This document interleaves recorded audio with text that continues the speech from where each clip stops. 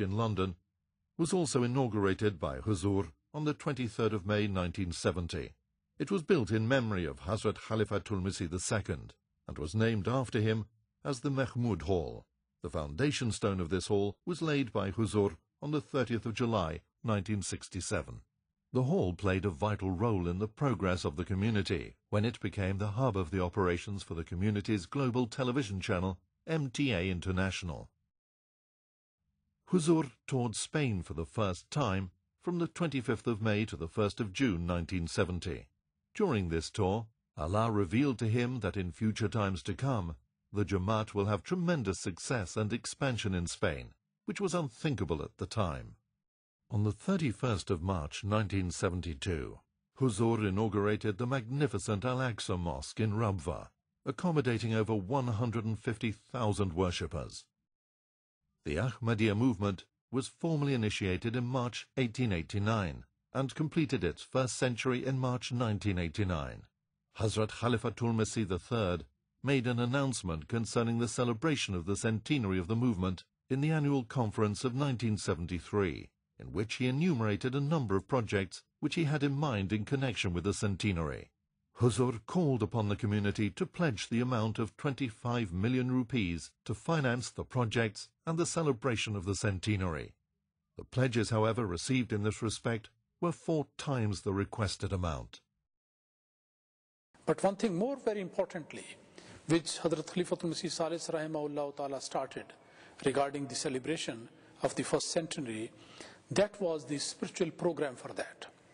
So Hazrat Khalifatul Masih Salis Rahimahullah Ta'ala, he invited the attention of the members of the Jamaat that Jamaat Ahmadiyya firmly believes in the divine support with the help of Allah Almighty, and everything can be accomplished and can only be accomplished if the divine help is there. For that purpose, everybody was reminded that they should particularly follow those guidelines which Huzur gave in detail, and he pointed out certain prayers, that these are the prayers of the Holy Quran and given by the Holy Prophet ﷺ, which the members have to repeat in so many times.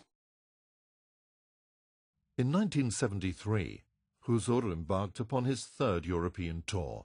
He visited the UK, Holland, Germany, Switzerland, Italy, Sweden and Denmark.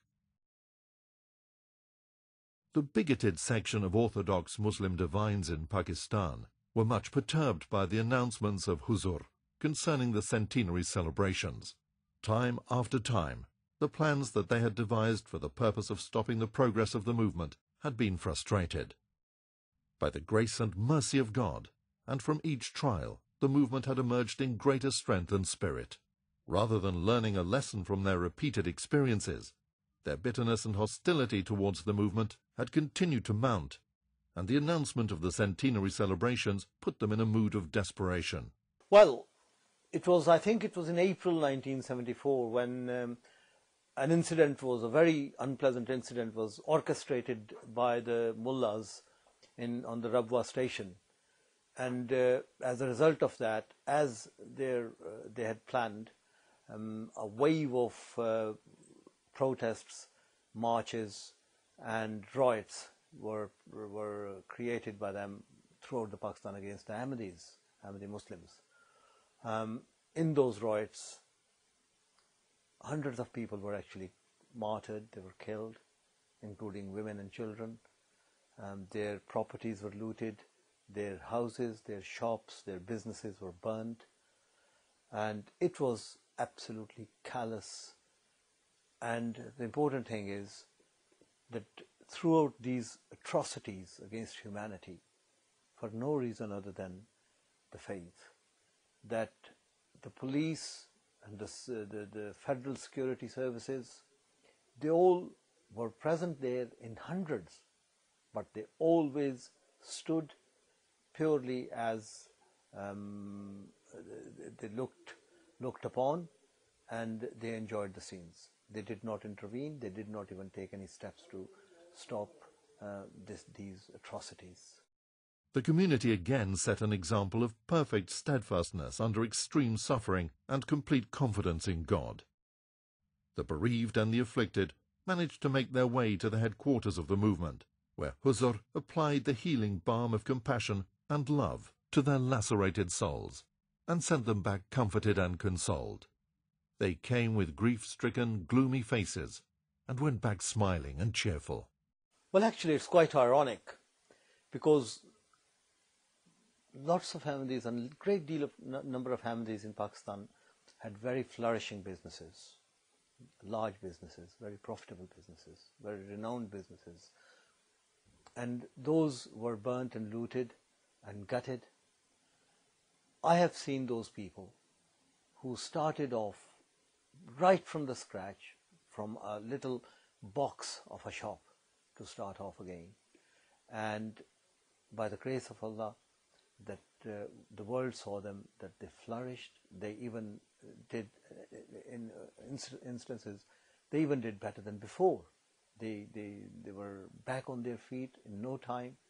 And it was quite amazing to see that the same people redeveloped their businesses, again back to the same glory, if not better. Under the leadership of their beloved Khalifatul Masih, the community at large emerged from the trial stronger, more united and in greater vigor than had been the case before the troubles started. This was something that puzzled the opponents of the movement, and which they were not able to comprehend. They felt that a greater effort on their part was called for in order to coerce the members of the movement into submission. There were slogans against the community, processions against the community, meetings were being conducted in various places, and throughout the country, a wave of opposition against the community started. And things went like this, and as a result of that, many Ahmadis, scores of Ahmadis, actually they had to lay down their lives. They became the martyrs of Ahmadiyyat for the sake of Ahmadiyyat, for the truth. And their houses were put on fire, their properties were damaged, and they were beaten up, they were insulted, they were boycotted, their food provisions were stopped from them, and all types of tortures was inflicted upon them. So those days were actually very, very tough for the community. And on one side, this was happening. On the other side, the movement started by the mullahs of the time that the Ahmadiyya Jamaat should be declared a non-Muslim community. In 1974, there was again a lot of instigation against the Jamaat, and a lot of anti-Ahmadiyya sentiment was fomented by the mullahs at that time. And the main premise was that members of the community, and at least as far as the law, as far as the constitution was concerned, that members of the Jamaat are to be declared non-Muslims. And so the government at that time, which was that of the Prime Minister at that time, was Khalifatul Masih, and his government at that time then proceeded to put this towards the National Assembly.